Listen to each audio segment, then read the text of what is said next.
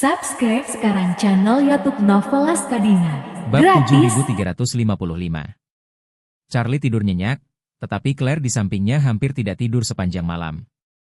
Setelah malam ini, dia jelas menyadari betapa dia mencintai Charlie. Jika mereka mengambil langkah ini lebih awal, 6 tahun terakhir kehidupan pernikahan mereka akan dipenuhi dengan banyak kenangan indah, dan mereka bahkan mungkin akan memiliki seorang anak. Sangat disayangkan bahwa orang tidak pernah memiliki kesempatan untuk kembali. Keesokan paginya, Claire menerima pesan WeChat dari Stephen tak menggunakan nama samaran. Konten WeChat sebenarnya adalah kumpulan rekaman obrolan. Rekaman obrolan itu dikirim oleh seseorang dengan avatar perempuan. Awalnya, ia mengirim beberapa kata. Seorang pria Tionghoa berusia 60-an diserang di jalanan Melbourne, dan para penyerangnya semuanya remaja di bawah umur setempat. Orang-orang ini benar-benar keterlaluan. Mereka memukuli seorang pria tua dengan sangat parah hingga kepalanya berdarah dan dia harus dikirim ke rumah sakit untuk perawatan darurat. Kemudian, beberapa foto, termasuk foto orang yang lewat, tangkapan layar rekaman CCTV, dan bahkan klip video, dengan jelas menunjukkan Stephen Tang dikepung dan akhirnya dikepung. Stephen Tang hampir tak berdaya melawan di hadapan anak-anak muda ini. Ia pun tersungkur ke tanah, wajahnya berlumuran darah dan tak sadarkan diri. Dalam foto-foto berikut, para remaja ini meninggalkan tempat kejadian perkara secara perlahan, dan Stephen Tang dibawa ke rumah sakit oleh ambulans yang dipanggil oleh orang yang lewat. Seseorang di log obrolan bertanya kepada gadis itu, "Astaga! Ada apa ini? Kenapa kamu memukul orang?" Gadis itu berkata, pria tua itu sedang berjalan normal di jalanan Melbourne ketika beberapa remaja setempat tiba-tiba keluar dari gang di sebelahnya dan mengepungnya, meminta uang untuk membeli rokok. Setelah ditolak oleh pria tua itu, beberapa orang memukulinya di siang bolong, membantingnya ke tanah, dan mencuri dompet serta jam tangannya. Sial, ini keterlaluan. Bagaimana kabar orang tua itu? Apa nyawanya dalam bahaya?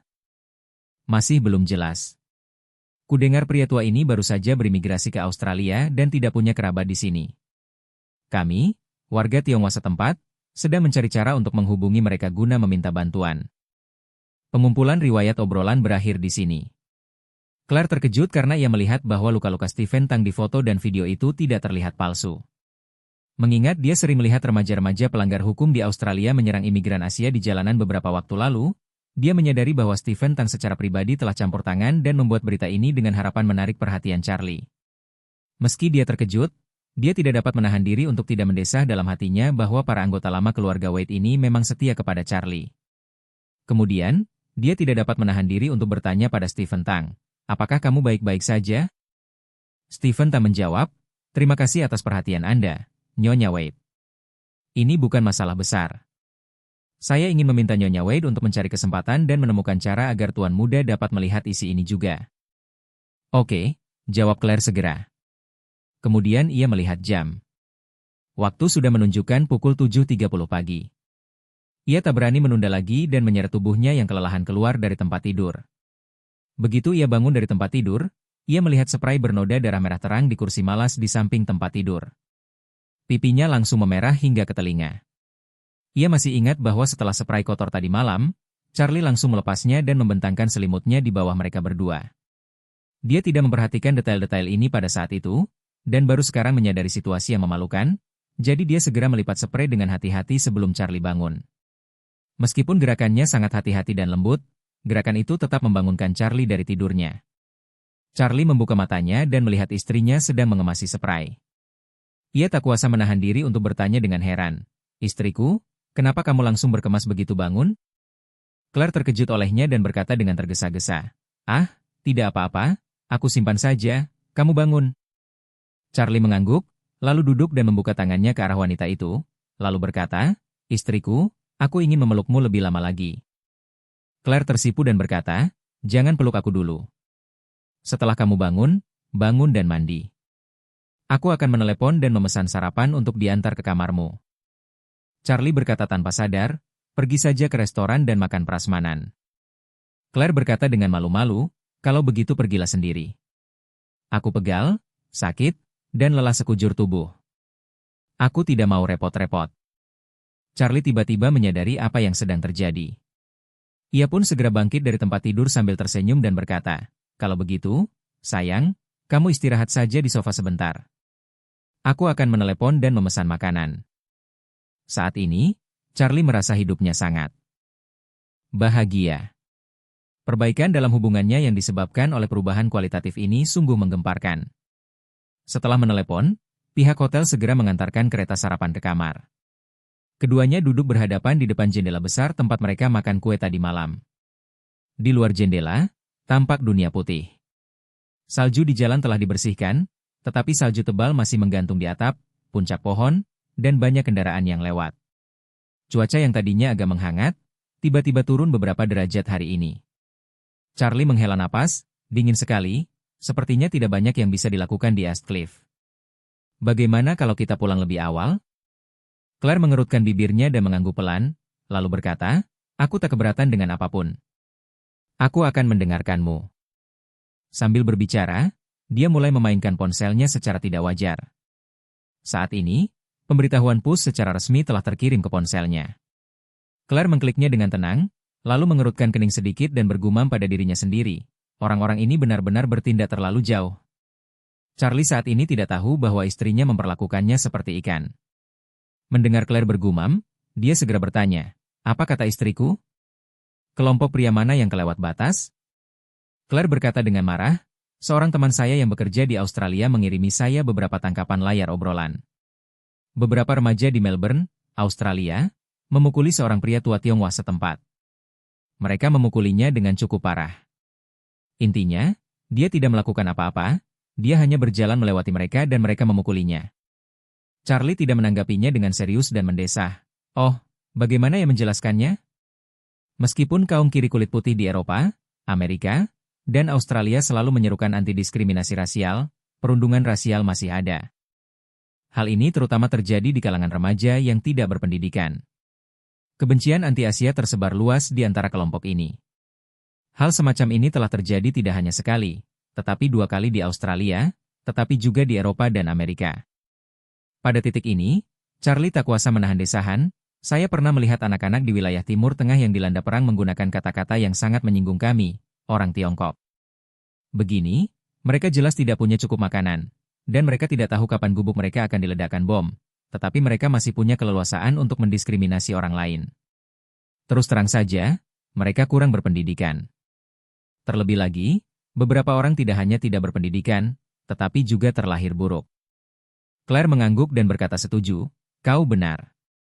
Remaja seperti ini tidak berpendidikan dan pada dasarnya nakal. Lagi pula, mereka berada di dekat rumah orang lain, jadi mereka secara alami xenofobia dan tidak takut. Ya? Charlie menggelengkan kepalanya tanpa daya, saya harap orang-orang Asia di luar negeri bisa bersatu. Ketika menghadapi hal-hal seperti itu, jangan tahan amarahmu dan harus membela hak-hak hukummu. Claire mengangguk pelan, menatap ponselnya, dan berkata dengan enggan, Pak tua ini sungguh menyedihkan. Kabarnya dia baru saja berimigrasi ke Australia belum lama ini dan sepertinya tidak punya kerabat di sana. Sekarang dia terluka parah dan dirawat di rumah sakit. Aku tidak tahu bagaimana kondisinya. Sambil berbicara, dia mendorong telepon di depan Charlie dan mendesah, lihat betapa menyedihkannya dia dipukuli. Charlie tanpa sadar melirik layar ponsel Claire. Hanya sekali lirikan, seluruh tubuhnya menegang seperti tersengat listrik, dan pupil matanya tiba-tiba mengecil. Dia mengenali sekilas bahwa lelaki tua dengan darah di seluruh wajahnya yang dipukuli dalam gambar itu adalah mantan kepala pelayan keluarga Wade, Stephen Tang, yang telah mengikuti ayahnya selama bertahun-tahun dan mengabdikan dirinya untuk keluarga Wade. Pada saat ini, dia sangat terkejut dan cemas. Meskipun kepergian mendadak Stephen Tang terakhir kali membuatnya menyadari bahwa Stephen Tang mungkin memiliki kesetiaan lain, ia dapat yakin akan satu hal, Stephen Tang sama sekali tidak berniat menyakitinya. Sebaliknya, dia telah berusaha keras untuk melindungi dirinya sendiri selama bertahun-tahun, dan tidak berlebihan jika dikatakan bahwa dia adalah seorang dermawan. Sejak Stephen Tang menghilang, meskipun Charlie sangat ingin menemukannya, ia tidak pernah bertindak karena ia merasa Stephen Tang pasti memiliki kesulitannya sendiri untuk pergi, dan mungkin ada beberapa rahasia tersembunyi yang tidak ingin ia ketahui. Ia harus menghormatinya dan tidak boleh merusak rencananya untuk pergi diam-diam hanya karena rasa ingin tahunya. Namun, Charlie tidak pernah menyangka bahwa Stephen Tang akan muncul di Australia, dan bahkan terluka parah oleh sekelompok remaja terkutuk di Australia. Dia tidak tahu apa yang terjadi pada Stephen Tang, tetapi dia tidak bisa hanya berdiri dan menonton. Setelah melihat gambar-gambar ini, dia menjadi semakin marah, dan tanpa sadar tinjunya terkepal. Agar Claire tidak menyadari niatnya, dia dengan tenang mengembalikan ponselnya sambil mendesah. Semoga orang tua ini selamat. Pada saat yang sama, ia mengeluarkan ponselnya dan segera membuat grup WeChat bersama Orvel dan Isaac. Ia kemudian mengirim pesan, Butler Tang diserang oleh sekelompok remaja di Melbourne. Pak Tua Chen, segera perintahkan staf keluarga Wade untuk datang ke sana untuk memverifikasi dan menyelidiki. Sekalian, pesan penerbangan paling awal dari Astcliff ke Melbourne hari ini, dan pesankan tiket untukku juga.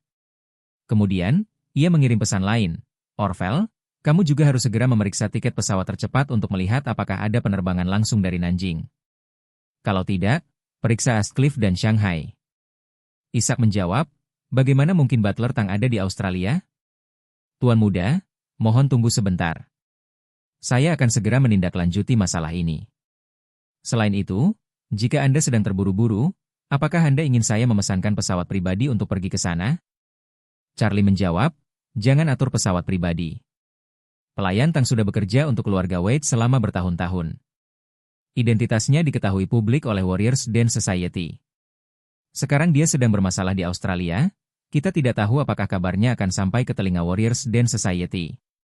Kalau kita naik pesawat pribadi ke sana lagi, akan mudah bagi seseorang dengan motif tersembunyi untuk menemukan koneksi. Ngomong-ngomong, tolong beritahu staf lokal keluarga Wade. Masalah ini seharusnya belum diberitakan secara luas. Sebaiknya kita gunakan uang untuk menyuap media lokal agar mereka tidak memberitakan masalah ini lebih lanjut. Orvel menjawab saat itu juga, Tuan Wade, saya baru saja memeriksa. Tidak ada penerbangan dari Shanghai ke Melbourne hari ini, tetapi ada penerbangan dari Beijing sore ini. Saya akan berangkat ke bandara sekarang dan menunggu di bandara Beijing sesegera mungkin. Jika Tuan Chen sudah memesan tiket, tolong pesankan juga untuk saya. Saya akan pergi bersama Anda.